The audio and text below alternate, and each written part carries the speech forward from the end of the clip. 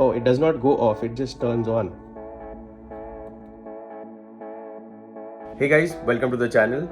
So today we have a good phone which is the Vivo V25 Pro. But every good phone has a lot of problems, and this phone also has some problems.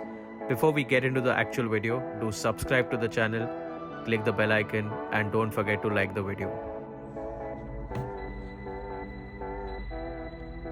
So this is the Vivo V25 Pro, and it seems pretty interesting. It has got a 3 camera setup with a flashlight. It's got a nice textured back.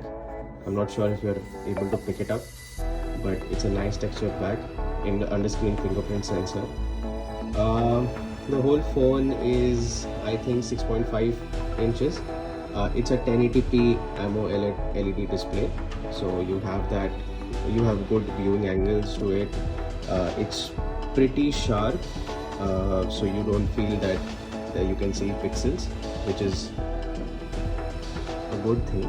The USP of the phone is that it's got a 64 megapixel camera, so that's pretty good. But yes, apart from that, it also has a good large 4800 mAh battery, which should keep the phone running for a good time.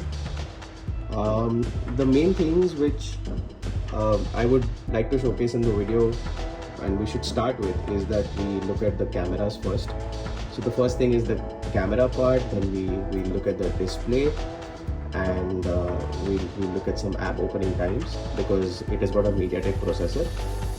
So apart from that, let me know down in the comment section if you want to know anything about this phone, and I will be glad to answer you all. It has got a center hole punch camera, but it's not interfering at all. I mean, it's there, but it's fine. I think if you have a black background, it should just go away. And I think Vivo has got some black backgrounds which are like dark or something like that, so you can always use them and get rid of it. Personally, I like the UI. It's pretty customizable, so there are no complaints there. When I talk about the problems, there are a lot of ghost touches. As you know, you must have seen through the video also that I was trying to access something else, and something else was getting clicked. So there is a lot of ghost touches which are there on the curved screen, but I think this is a curved screen problem. Apart from that, heating is one of the elements which I would look at during charging. So that's another thing overall. But apart from that, I think the phone is pretty good, and I would say that you definitely should go ahead to buy it. So it is a Vivo, and it comes with its own smart features, like you have shake to turn on the flashlight, which is pretty interesting. What it says is that you shake to activate the flashlight on the home or lock screen with the display on. Okay, so only if the display is on, you can do that. There is smart screen on off, so obviously you get all these features with Vivo, Oppo and OnePlus. But I think particularly interesting is this, where you can actually draw something on the lock screen and it just actions, which is nice. Now let's see the flashlight part. Yep, it works, and it should go off. Oh, it does not go off, it just turns on. Okay, so if I shake it and I turn on the flashlight just won't turn off.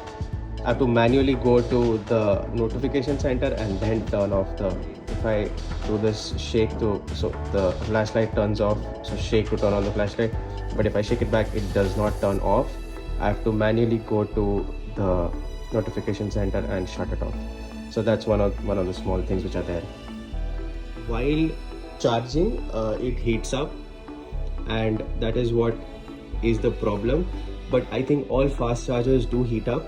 It has a USB Type-C, which is there. It is a fast charger, though it is not a C to C charger, but it is a fast charger, and at the end of the day, I think that is what matters.